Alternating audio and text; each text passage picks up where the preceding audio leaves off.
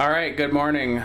Sunday, October the 20th, here in the kitchen. So we did process a whole bunch of apples yesterday. We really didn't film much of anything. I do have a little clip that I'll throw in here in just a second of Violet.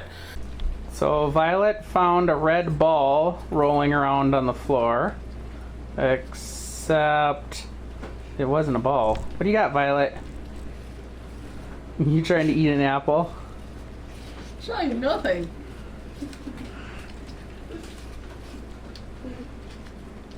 This is how a dog eats an apple. Yeah, she got into it, didn't she?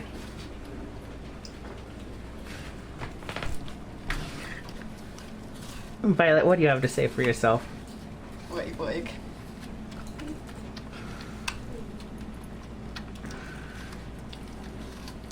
You probably don't want to eat that whole thing there, Violet. She's doing a pretty good job at eating it, though. Oh, she's getting in the core now. Yep, we're done now. She says, Mommy. I want more. All right, back to applesauce. But other than that, we really didn't film anything. So I've been up, it's about 7:30. I've been up since 5 o'clock working on apples, trying to get the last of what we have done. And then the plan is to go spend some time together as a family a little bit today, and then go pick some more apples so we can do this again. So yesterday, like I said, we canned all day. And we got 52 quarts yesterday. I think that's the most that Samantha and I have ever canned in one day of anything. We're up to 77 overall. We're hoping for about 200. We've got, last year we did 156 jars, not all of it was quarts. But we're looking for 200 quart equivalent this year. So we'll see what happens. But I just thought I'd walk you through the process here that we go through. We had showed you washing apples a couple days ago. So let's look at the rest of the applesauce making process here in the kitchen. So I don't have any to cut right now, but typically what I do is I got a chair here and a bucket. I'd have the washed apples in the bucket. From there, I'd come up. This is a Pampered Chef wedge cutter. It cuts 6 wedges. We did get a quote-unquote commercial grade potato cutter. The blades were really flimsy and they broke within the first 20 pounds of apples. So it got returned. But I don't know how well you can see this. These blades are pretty thick. Well, not thick, they're thin, but they're pretty, they're pretty beefy. And they're different heights in there, so one cuts first and then the other one starts cutting. It works, but does take a little bit of pressure to push down, because basically what you do is you put the apple here and then you push down through it. From there, I take the apple and I just give it a quick inspection at this point. To see, is there some mold or something inside that needs to be cut out. Here's some of the trimmings and stuff that I've cut out.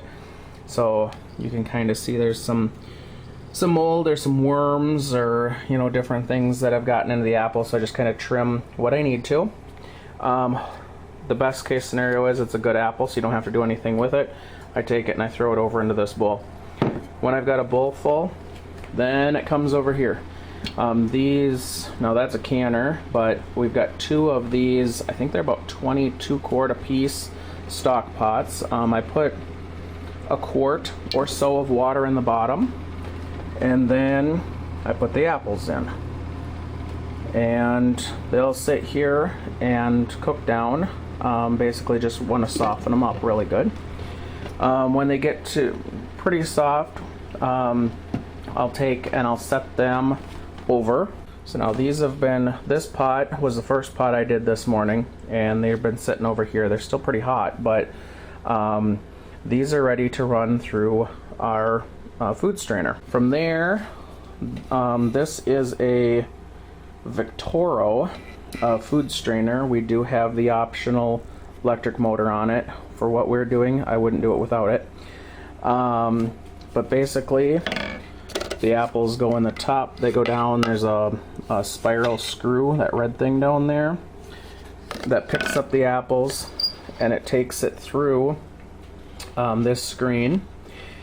The applesauce for eating comes out the screen, comes down this chute, and then we put it into a bowl. All of the seeds, the cores, the peels, all that stuff comes out this chute into this bowl, which then goes out in the compost. From here, we take and we just dump that into a stock pot to hold it until we're ready to can. And then I've got the canner started. So as soon as that's ready and I've got applesauce, we'll start canning. So I'm gonna start running this through. You guys can watch me for a bit.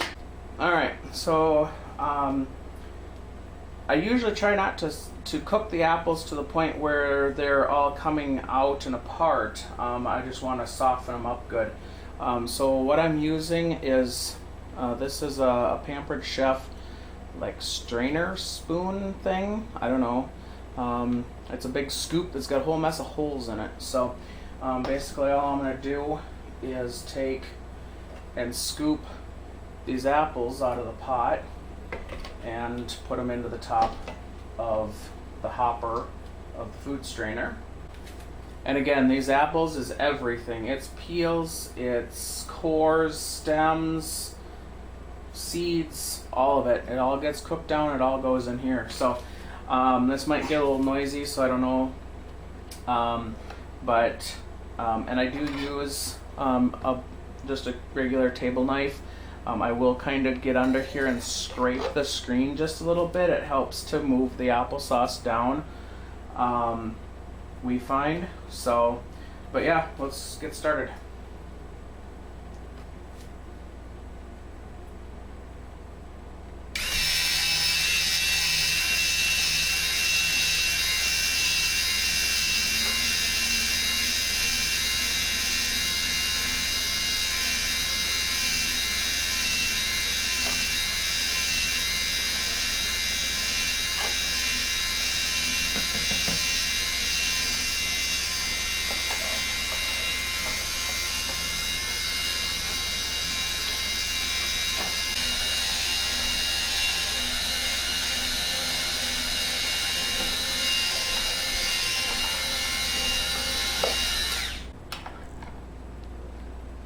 So let's get the screen scraped off here a bit, and then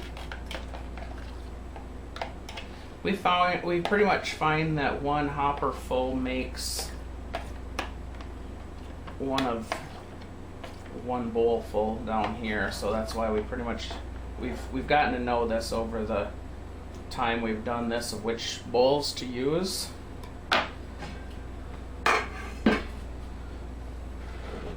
So now we've got a nice bowl of applesauce that's ready to be canned. So just to hold it for a while, I'm gonna dump that over here and scrape it out.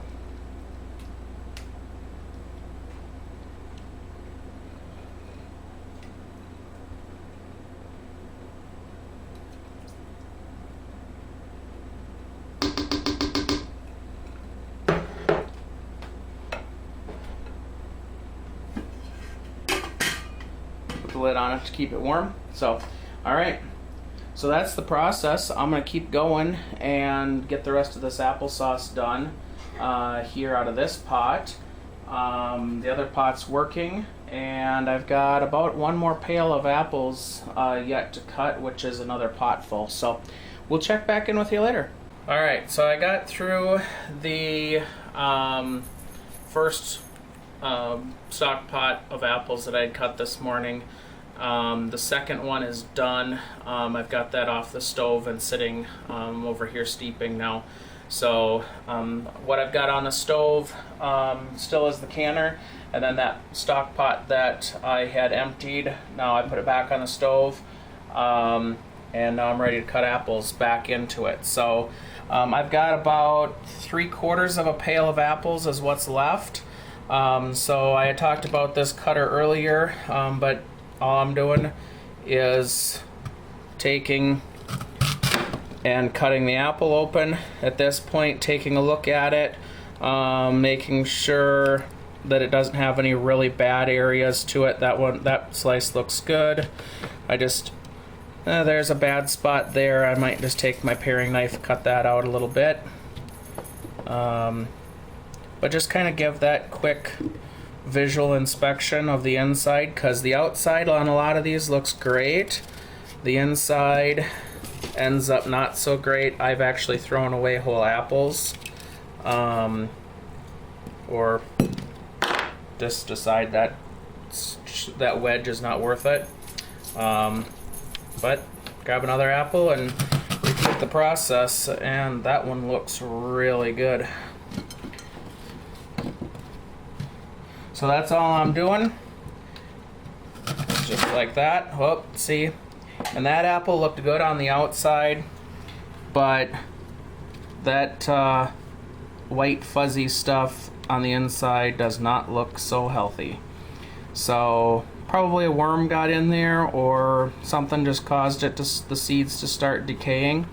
The apple's still good by all means, so what I'll do is I'll just take my paring knife and cut that off. Oh, now right there I can see it was probably a worm, because there's a wormhole right there, but yet I don't see it on the outside fully. So I'm just gonna kind of dissect the apple, keep what I can that's good of it. That piece I'll throw in the trash, and then I'll just kind of repeat the process with the other wedges and just keep whatever I can keep of the apple I can. This is the primary reason why we don't just run these through without really looking at them. Some people do, but there's the wormhole right there. So as I cut into that one, I can see the wormhole on this side, and actually there's the wormhole on the outside of the apple right there. So that definitely had a worm in it. That's probably what was causing the issue. So Hermie the wormy. Hermie the wormy. God, I remember that story from when the kids were little. So, but anyways, so I'll finish up this apple here. Do you have some sauce that we can show them? Yeah, I showed him a bowl of sauce earlier, but this whole pot now is full of sauce. There's about 7 quarts of sauce there. I'm gonna cover that back up to keep it warm. So, but then from here, once we have the once I get this bowl full of apple chunks, I just take it up, dump it in the sauce pot. Keep repeating the process until all apples are done. So that's what I'm up to. Check in with you later.